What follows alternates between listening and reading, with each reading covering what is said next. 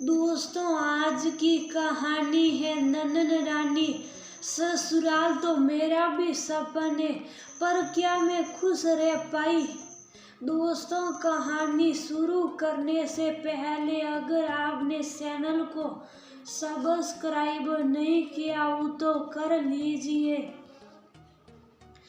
ताकि आपके पास पहुंच सके हर नया वीडियो। बेटा, जब मन करे चले आना। विदाई के समय कहे माँ के शब्द रूसी को याद आ रहे थे। साथ ही आंखों से आंसू की धारा बह रही थी। उसे वह सब पल याद आने लगे जब जब उसकी ईसा पसंद को दरकिनार कर सास तनुजा और पति सुशांत ने अपने मन की ही शादी के बाद रूसी हनीमून के लिए गोवा जाना चाहती थी। लेकिन तनुजा जी ने ये कहकर मना कर दिया कि शादी में बहुत खर्चा हो गया, फिर ननद गौरी की शादी के लिए बचत भी करनी, इसलिए कहीं जाने की जरूरत नहीं। शुरू में तनुजा जी रूस को कभी घूमने थी, लेकिन धीरे धीरे वो भी बंद सा हो गया। रूसी कभी मायके जाने के या घूमने जाने के लिए कहती भी तो तनुजा जी बोलती, वो बाहर घूमने या मायके जाने की लालच छोड़ ससुराल की जिम्मेदारी पर ध्यान दो। सुशांत से कहती तो वो बोलता, मम्मी से पूछ लो, वो हाँ कर दे तो मुझे कोई ऐतराज नहीं। तनुजा जी के स्वभाव को जानते हुए रूसी ने अपना मन मारना सीख लिया था। 4 महीने पहले रूसी की बचपन की सहेली की शादी का कार्ड आया था। कितनी उत्साह थी। वो शादी में जाने के लिए, लेकिन नहीं जा पाई क्योंकि सासू माँ को बुखार आ गया था। उसने कहा भी था, मम्मी जी शाम को थोड़ी देर के लिए शरीर जाती हूँ। भाभी, आपको मम्मी की बीमारी से ज्यादा शादी में जाने की चिंता है। गौरी बोली। उसने भी सोचा, ठीक ही कह रही है गौरी, कैसे जा सकती है। उसे शादी में जाने के लिए नहीं बोलना चाहिए था। वह खुद ही अपराध बोध से गिर गई। 2 साल बाद रूसी माँ बनने वाली थी। उसका 5वां महीना चल रहा था, तभी मामा जी की बेटी की शादी पड़ी। सासू माँ ने कहा, ऐसी हालत में कैसे जाओगी। वो सोचती रही, कैसी हालत, सुबह से शाम तक तो काम करती रहती हूँ। तब तो ये कहा जाता है ऐसी हालत में चलते फिरते रहना चाहिए। मामा जी का फोन 2-3 बार सुशांत के पास भी आया। उसने कहा, मामा जी आप जिद करोगे तो मैं रूसी को ले आऊंगा, पर कोई गड़बड़ हुई तो जिम्मेदारी आपकी होगी।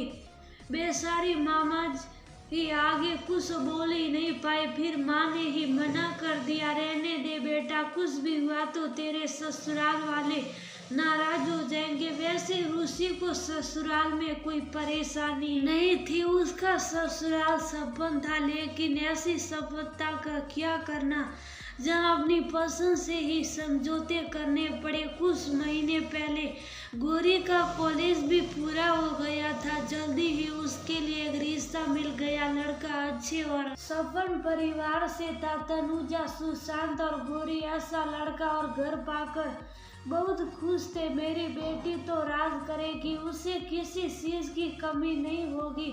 अक्सर ही तनुजा जी घर आए लोगों से बोलती और उनकी बात सुनकर गौरी भी अपनी किस्मत पर इठलाती। आज की ही बात है, गौरी से मिलने उसकी सहेलियां आई थी। गौरी सबके सामने बड़ा सड़ाकर होने वाले पति और ससुराल की सफलता का बखान कर रही थी और उसकी सहेलियां उसकी किस्मत को सराह रही थी।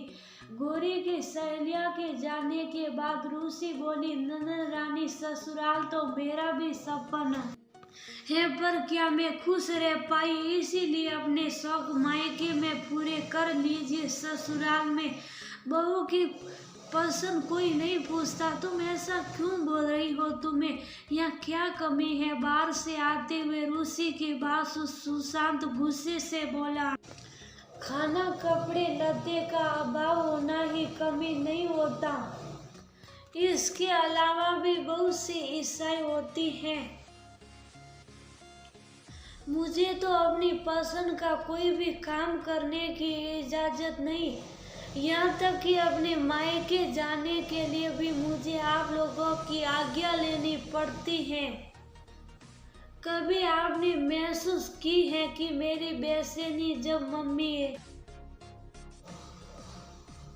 को हल्का सा बुखार होने के चलते मैं अपनी सहेली की शादी में नहीं जा पाई थी, बस 2 घंटे की इजाजत मांगी थी